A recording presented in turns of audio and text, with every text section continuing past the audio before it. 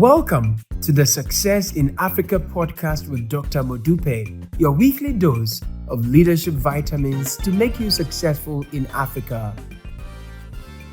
Hello, and welcome to another episode of the Success in Africa podcast. My name is Dr. Modupe Taylor Pierce. I am a scholar and practitioner of leadership and organizational development. Simply put, I study what makes people successful. I have been doing this for 3 decades with a particular focus on people in Africa.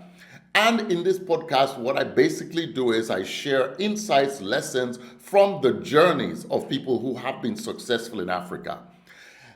This podcast is brought to you by BCA Online. It's a one-stop shop for mastering leadership. Joining BCA Online is free. Just click on the link and you get access to a plethora of leadership articles, information, networks that can help you to be a better leader and a success.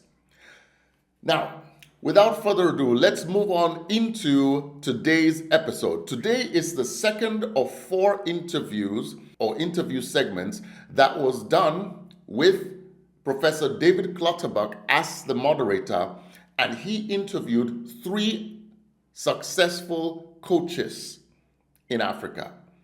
And these 3 coaches are Nankonde Kasonde van den Broek, Dumisani Magadlela, and myself, Modupe Taylor Pierce. I hope you will enjoy it. Remember, we've already watched the first one. If you haven't seen it, you can feel free to go back and watch it. This is the second of the 4 episodes. We've seen the rapid changes of what AI has done. So for coaching, I think the container remains the same. The skills remain the same. We're still listening. Then they're becoming even more critical. But what has happened, I think, from the coaching perspective is that the coach training also has not supported coaches to hold increasing complexity in the container. And so how do we support coaches to, and that's why when we talk about, coaching in high context environments, the very nature of your environment actually mirrors pretty much some of the complexity that comes with what the leader is already juggling. So there's a difference in coaches who operate in VUCA environments. It's because they're already they sit in complexity. And then the coaches who are adopting and adapting to hold, complexity through the relationships they're supporting are coming in with a different lens and potentially overwhelm and burnout because they're not quite sure where are the boundaries for me as a coach. How much do I need to be able to understand and appreciate what makes this leader's journey difficult and what is an enabling environment for this leader to support their effectiveness? And so now the challenge with coaching is, who am I as a coach? And I love Peter's principle. Have I reached my own Peter's principle as a coach? Is that I've reached the way the rapid changes are happening is I've now entered into a new level of skill set, mindset, and tools that don't match the complexity that is coming into the container that I'm still holding. And that's the challenge to coaches. Does it change you or does it support you on your coaching journey to even become more effective because the skill set is still relevant and as impactful? It's just how you apply it and how you remain grounded. And I've seen over time how coach training has now brought in the coach can bring in their perspectives into the conversation, which wasn't done before. This is a recognition that the coach is also being impacted by the increasing complexity. I'll stop there. Brilliant. Well, I'm sure we're going to go on to complexity in a minute.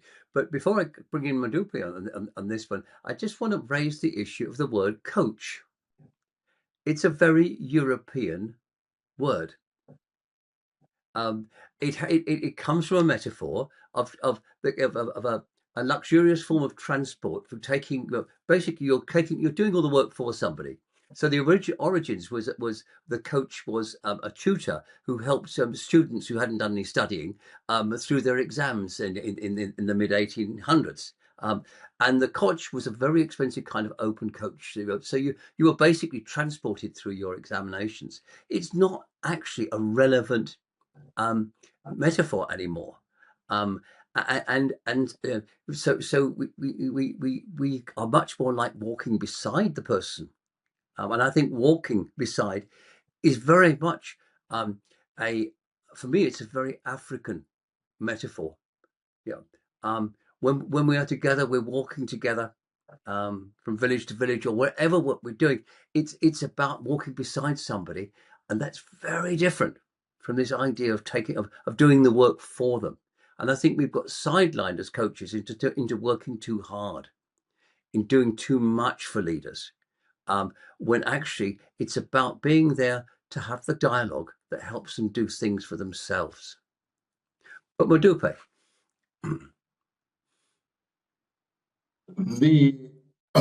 I love what you shared about the use of the term coach, because it is certainly one of the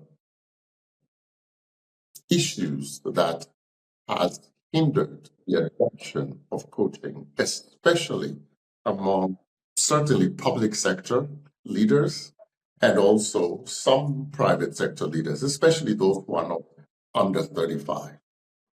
Because there's a tendency of saying, well, I'm 55 years old. I have, 2 master's degrees and a PhD. What do you mean I need a coach? Because there's a connotation that is sort of a remedial, shall we say, step, as opposed to some, a service that everybody has, and the best certainly also have. So, from time to time, I emphasize more the term thought partner, and sometimes use the term consultant.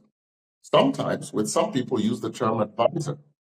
Even though I know that, yes, the coach hardly ever gives advice, but it's a terminology that the clients find easier to not only swallow for themselves, but to use with their teams and say, hey, Yeah. I have somebody who, I talk to from time to time. He's an advisor. And an interesting perspective in Africa, I find that this is particularly keen with male leaders. The female leaders hardly ever have a hard time saying, oh, so and so is my coach. The Yeah. male leaders struggle with that. And Yes. I'd be curious to hear from Nankonde and Dumi as to what is the reason for that, because I don't want to jump to easy conclusions. But certainly when it comes to, and then the second thing that I want to actually to ask is, I as much as I love compassion, courage, curiosity, and connectedness, one of the things that is commonly given as a shortfalling of leadership in Africa is integrity. Yes. Where does integrity fit into this equation? Is it a required trait, or is it Uh, just a nice? yeah. The simple answer to that one is integrity is a subset of courage, because courage gives you allows you to do the right thing, even though it's painful. Okay, fantastic. So that would be an explanation, but that's an explanation. It's not necessarily the explanation. Um, uh, but you've posed a big question there about the African context here. So let's Nankonde, what's your response to that? Yes, and being a female coach on the continent, it's very interesting to look at how the initial coaching sessions, we don't really get into the coaching until the second or third session, because the first few sessions are trying to almost position the proposition that you can actually you can receive some support in the space. And it is from the fact that our cultural context, the male is really the alpha male who is supposed to know it all, is told they know it all, and is celebrated for whatever wisdom or results they produce without reflection necessarily. And so that then means that when we come into coaching, it is getting access to the individual and getting past the culture, the socialization and conditioning, and almost seeking permission. And so you're right, Modupe. It is, and once you get past that, there's a reflection and almost a relief and release of I'm safe in this space. This is not going to actually go further than here. And I have the opportunity to actually break down what I've been carrying, which is this responsibility. And that's what we put onto our males. Whereas I think women have naturally been resourceful in seeking solutions, and having that partner to walk with or support or coach is seen as an opportunity in season to get support. And that's where I think it's welcomed a bit more and embraced, because it is a space where, again, I can feel safe, but I'm more readily available and open to and this, removing other challenges or issues to access it. And my experience with males sometimes has been that you spend quite a bit of the initial sessions allowing the ego to settle. That way. I remember Sherry Blair, the wife of Tony Blair, who has a foundation for women.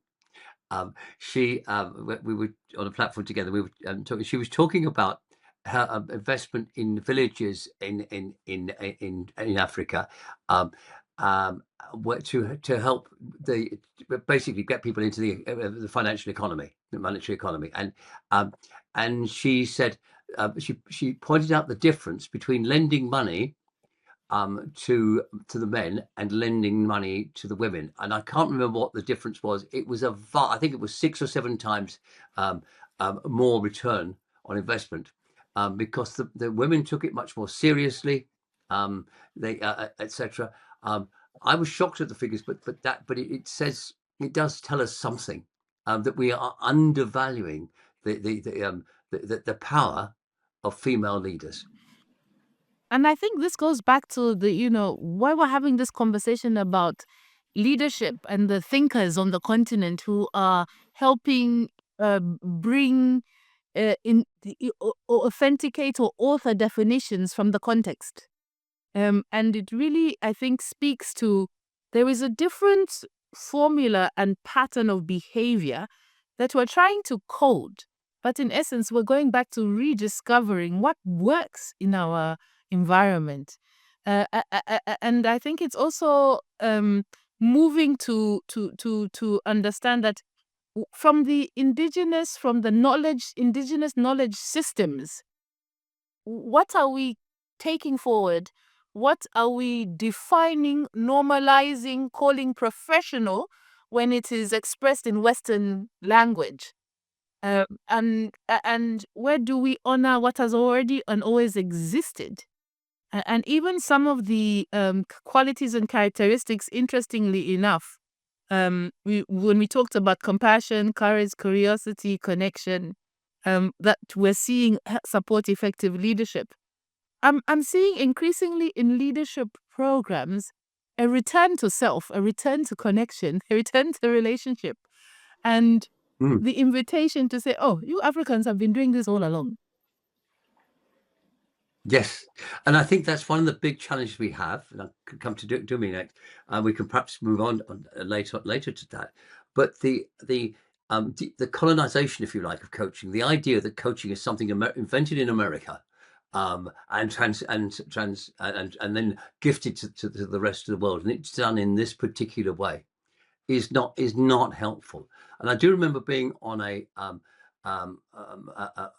international webinar, and somebody from the States saying, "Well, speaking as a black coach," And somebody else stopped them and said, no, they said, you're not speaking as a black coach. You're speaking as a black American coach.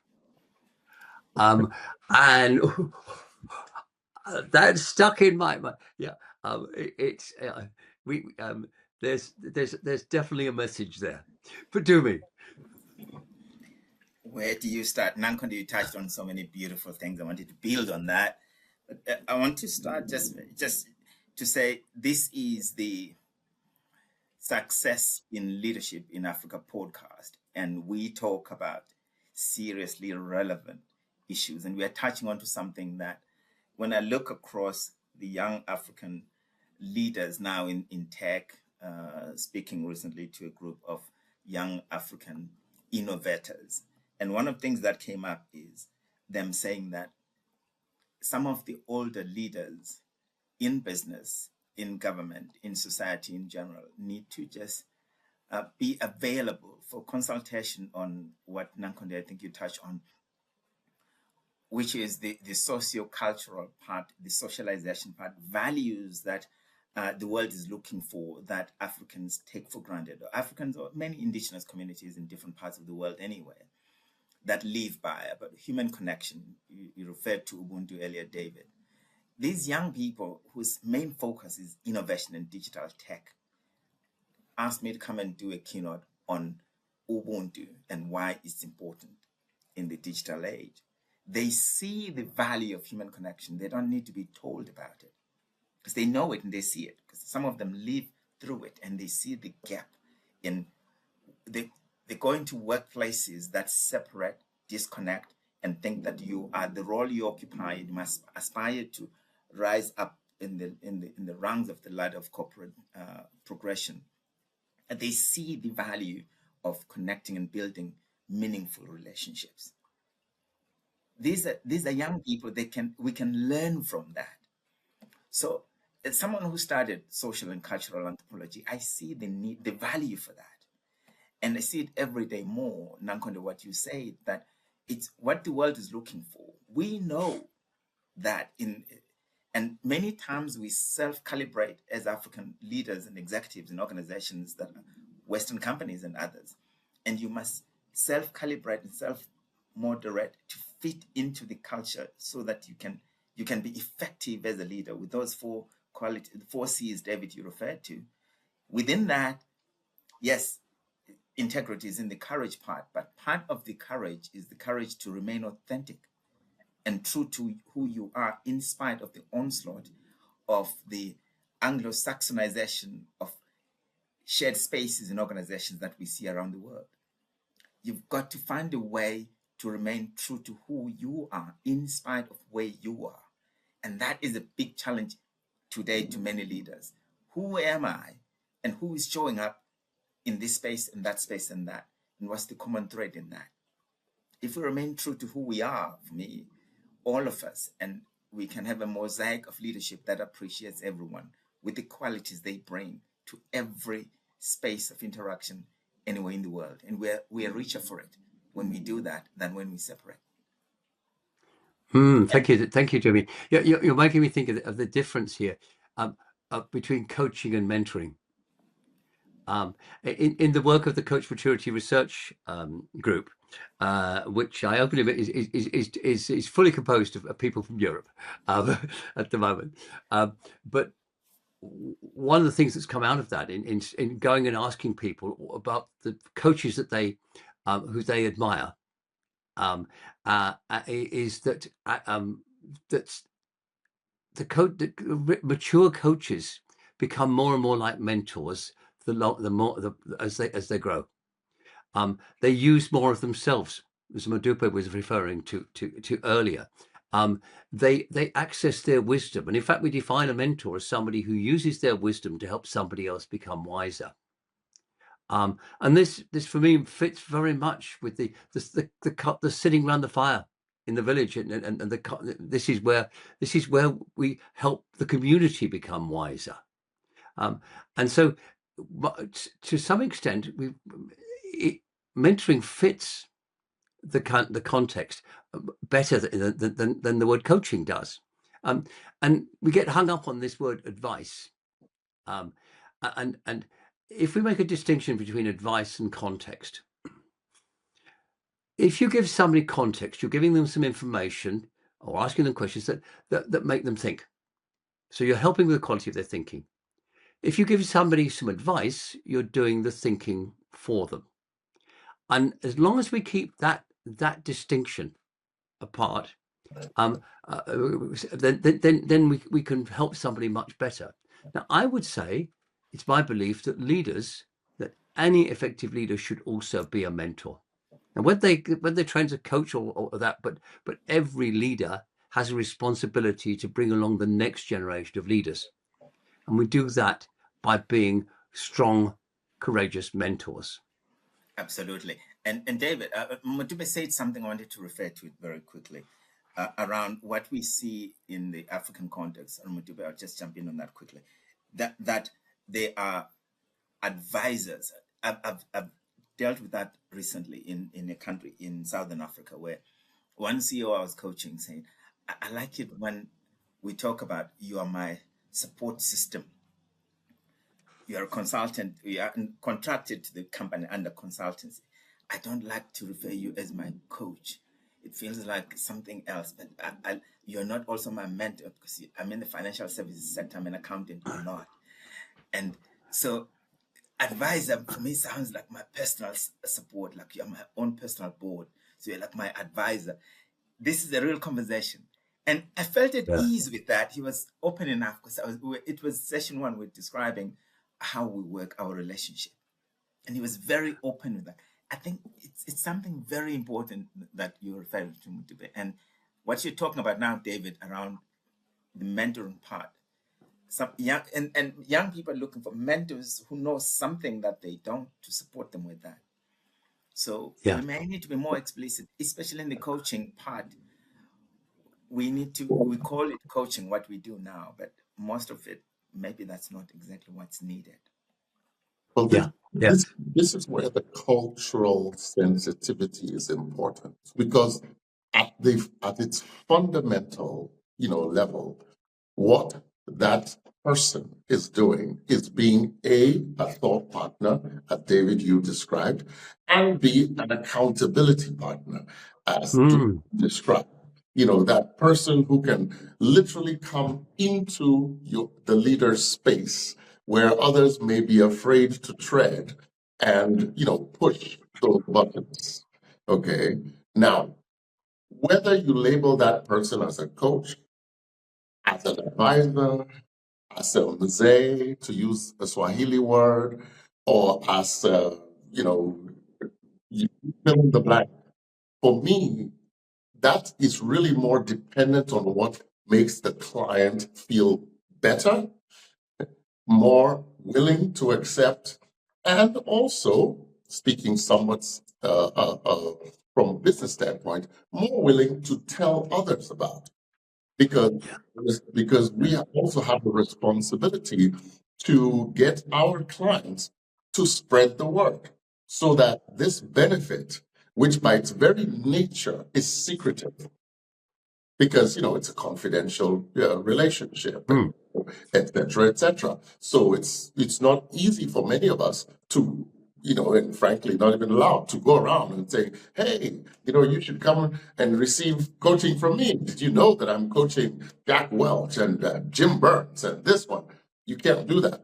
So in a way, we also have a responsibility to be flexible enough in our nomenclature in such a way that allows our clients to feel free to tell their mates, hey, actually, I have this person that I That's talk great. to, whatever the label is, and, you really, it'd be good for you to get somebody like that. Yeah, I mean, the technical definition of a coach, I mean, we joke, the joke is that technically speaking, a coach is what comes immediately behind the horse's ass.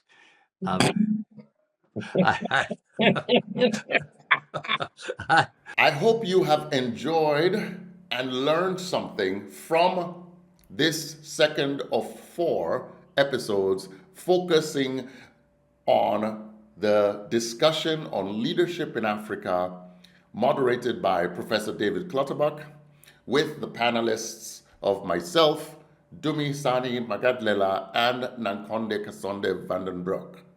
In this particular episode, we really focused on the role of coaching. And I really hope that what you will take away from this is the importance of having a coach. No leader is too accomplished or runs too big an organization for that person to not need a coach. Join us next week as we air the third of the 4 episodes from this panel discussion. Please, if you found value in this, like and subscribe. Share this video with others, because together we can transform our beloved continent of Africa. See you next week. Tomorrow belongs to those people who prepare for it today. See you next week.